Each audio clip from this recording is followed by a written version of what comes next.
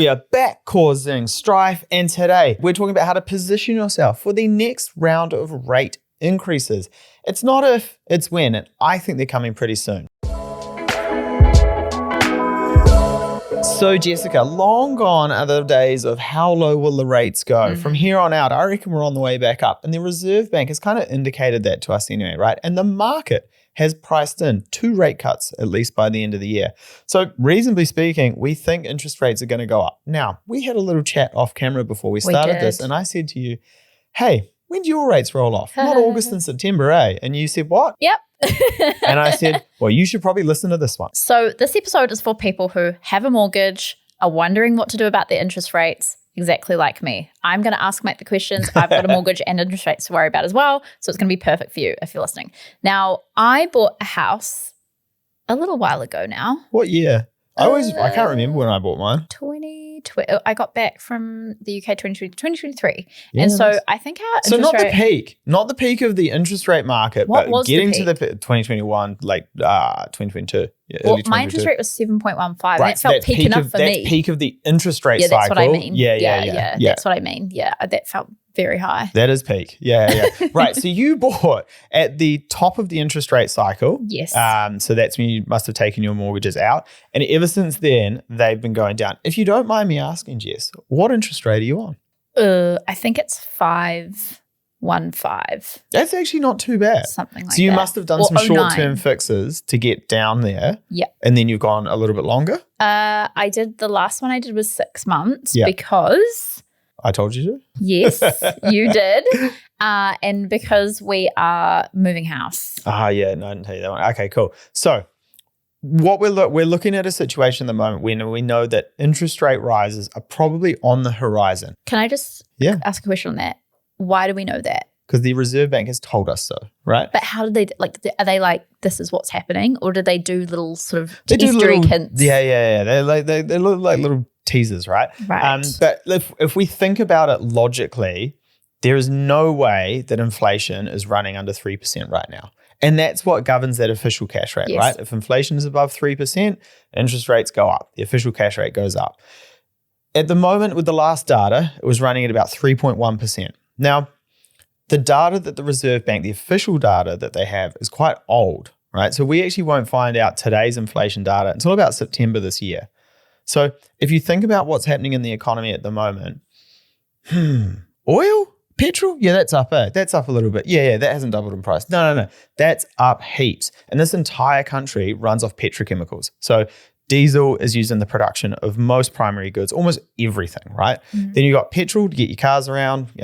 Transport your food, groceries, everything. Transporting your food and groceries is more likely to be diesel than petrol, but a lot of petrol, right? Right. So the cost of everything is going up at the moment because of the price of oil. Yeah. Even if the price of oil drops back down straight away, it's going to take a while for that inflation to work itself out of the economy. And reasonably speaking, it's a supply side issue. Very difficult to fix a supply side issue quickly because you have to rebuild that entire supply chain. So the price of oil is probably going to stay relatively high for a little bit of time. At best, I think it's maybe the middle of next year where it gets back down to reasonable levels. Wow.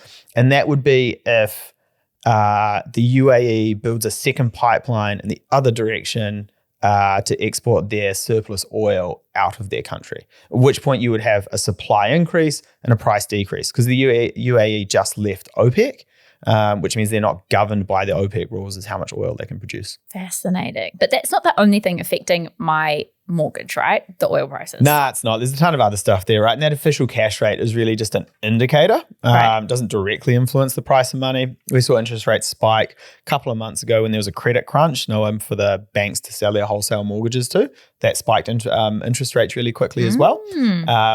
So there's a ton of stuff that influences this, but either way, like I can never speak with absolute certainty. No one can predict the future, least of all mortgage brokers. However, I'm pretty sure that by the end of the year, the interest rates are going to be up. Okay. And well, the other thing is that we don't know in terms of what's actually going to play out in the Middle East over the next little while. Like it could be over soon, it could be much longer. So who knows what kind of impact that's going to have on everything. Yeah, worst case scenario, it drags out for quite some time. Yeah. But even in the best case scenario, you still have to fix the supply chain to fix the demand, the price issue. Right. So if I have a mortgage that's rolling off in, what did you say, August, September? Yeah. Which I'm pretty sure is exactly when I am. What's the problem with that? Yeah, cool. So the issue will be that if you wait until then, you may roll off onto much higher interest rates. And again, this is not personalized advice. I cannot predict the future. My best guess is that I think they will be starting to increase just a little bit before then. A little bit before then. Well, you don't know. Nobody knows. Yeah. I'm just thinking back up to that. It's been so nice and quite brief, to be honest, going from like the 7.15 down to my little 5%. It's been like great. But I wonder if I'll get back there to the 7%ers. Well, you potentially could, right? And again, the Reserve Bank will just focus on the inflation piece and they'll do whatever to keep that inflation piece down.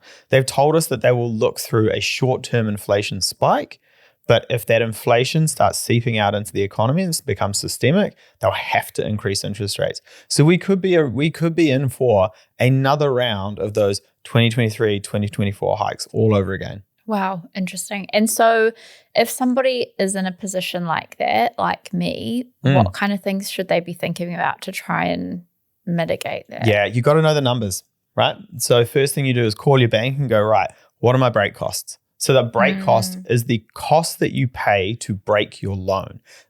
It's part of the cost. There's a break fee, which is your admin cost, and then the break cost. And that break cost is the difference between the interest rate that the bank can sell your money for now and the interest rate that they sold you the money at. So let's say interest rates were 3% when I bought them, and I bought them for 5 years. So I took out a 5-year fix, right? I get 2 years in, I go, I don't want this anymore. I want to sell my house or go for another loan. The bank will look at that and go, oh, well, hang on a second, interest rates have gone up. They're 5% now. We bought this at 3%. Don't worry, no break costs. Because we can go out and sell that money in the market again. More expensive now. Yeah, they get a higher margin on it. Yeah. So you might get a break fee, which is like a $50 admin charge or something. But that break cost, the cost of that interest, might not be there. Reverse it. Yeah. Let's say I've got $1 million, 5-year fix. I bought it at 5%. Interest rates are now at 3%. Over 5 years, I get 2 years and I got 3 years to go. The bank will go, okay, cool. I expected to make, pick a number out of thin air, I don't know, $90,000 over the next 3 years. So I'm going to charge you that if you want to break your loan. Will they charge it dollar for dollar? Because then in a way it wouldn't be worth ever breaking, right? Like as in, will they charge you the whole total of the interest that you would have paid on that loan, or do they sort of scale it back because otherwise no one would ever break? I don't know is the honest answer. I think they just charge you the whole thing. Because then why would you ever? Yeah, that because would be interesting. So there's two different things at play here, right? One, you've got the wholesale price of money, which is what we're basing this on. It's actually not the retail rate. Probably that. So at the moment, like your wholesale prices have moved quite a bit, and your retail rates have moved a little bit, like over the last month, basically.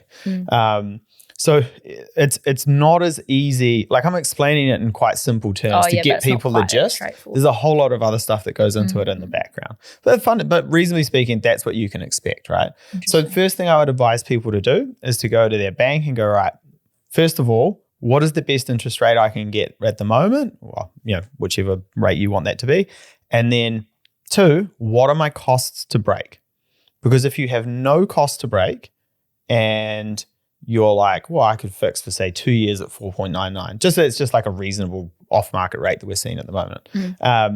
You might go, oh, okay, actually that makes sense. I'll eat, I don't know, 20 basis point increase now to know that I'm not rolling off at the end of the year. So someone's like me who is thinking about moving house this year, what I've done still kind of does make sense, right? Even though it's just annoying timing with what's probably going to happen later in the year. Yeah. There's no point in me fixing for longer if all I'm going to do is break it when I sell. No, you could still do it. Oh. Yeah, right. So let's say Jess, you go, I'm probably going to buy and sell around this time of the year. And actually, I want to hedge that risk a bit. So if we go back to my original example of interest rates increasing, break costs going down, because remember it's a inverse relationship. If you fixed now, if you broke and refixed now and and your interest rates went up, it's likely you would have not a lot of break cost, right? If you did want to break. The other thing you could do would be a contemporaneous settlement or a security swap. Whenever you say these, my brain just goes bored. Take that out and just go, it's a security swap. So let's say you have your house now and you're buying, you have property A and you're buying property B. If we buy and sell property A and B on the same day, all we do is swap the security at the bank and we leave that loan in place. We just switch the mortgage out from underneath it. Yeah. So you could have a 5-year fix on a banger rate, like let's say back in the 2021 days, let's say it's a 3% 5-year fix. Yeah. You go, I don't want to lose this rate, but I really want to change houses. That's right. You just do it on the same day. You just switch the property out and leave the loan in place. And if you had to take out more debt, it would just be at the new interest rate. So let's say you have $1 million now and you need to take out another 500,000 for the new loan. You would buy and sell on the same day, swap those securities around. You'd have $1 million at that same rate, that 2-year fix, and you have 500K at the new one. So you're hedging against that upside risk. I actually had no idea you could do that. Yeah, you can. And that's why you got to have a mortgage broker, If only I knew one. That's so interesting. Aside from that scenario that you've just described, surely there's something else that can be done. Like if I wanted to fix something in for a longer period of time. Nah, there's absolutely nothing you can do. Oh. No, I'm joking. Yeah, you can forward fix a rate, right? You can basically a bank will allow you, and you know this if you have a mortgage, because if they're a decent bank, they'll email you in advance and go, hey, your loan's rolling off in a month. Do you want to do something about it? And you can do something at that point. Each bank usually has, they all kind of do it differently, but most of them you can fix somewhere between 60 days out and 40 days out. That's the range. So, for you, if you're rolling off in like August, September, you might be a little bit too far out for that. So you might have to look at that break option. Yeah. But otherwise, you can forward fix an interest rate. Yeah. And when you do that, does it mean so I got to the 60-day mark and I picked my new rate for ahead. Does my current rate still apply right up until the end of the term, then the new one takes over? As long as if it's as of the day I pick it. Nah, correct. Yeah. So it rolls on the day that your existing rate rolls off. And there are, at some banks, you can actually pay for like longer fixes. I think Kiwi Bank, you pay for quite a long fix. And then if you don't use it, sometimes there's a non-utilization fee across the different banks. Yeah. God, they love so if you forward fix, but if you think about it, they go out and book money. Yeah. And then you don't use it. They're like, well, thanks, man. Yeah. There's going to be a fee. Yeah. So what should people actually do? Is this something that they would talk with their mortgage broker about or no? Yeah, talk to your broker about it. It's pretty quick to find your break costs. And if you've only got like a couple months left, like let's say you're 4 months out and you had a 3-year fix or something, it's probably not going to be a huge amount of break costs because there's not long left on that fixed rate. So I would say have a chat to your bank, find out what the costs are. If you're interested in actually making the switch, have a chat to your broker as well. Got you. And then after that, it's really just down to like picking the right rate and getting it locked in because we're already starting to see rates kind of creeping up. That is so fascinating. I think really practical, useful information for people who have mortgages, which is a lot of us. So thank you so much for breaking that down for me. Yeah, no worries. And if you're listening and going, I like hearing this bloke ramble on about property and structures. We've got a webinar on June the 10th with Matt Harris, who's our head of tax and accounting, where we will break down everything around structuring your portfolio, making sure everything's optimized and kind of setting yourself up for success with that portfolio. Em has popped the link for that in the show notes below. Thank you for listening. Make sure you rate, make sure you review, and heck, make sure you subscribe, and we'll catch you next time. Bye.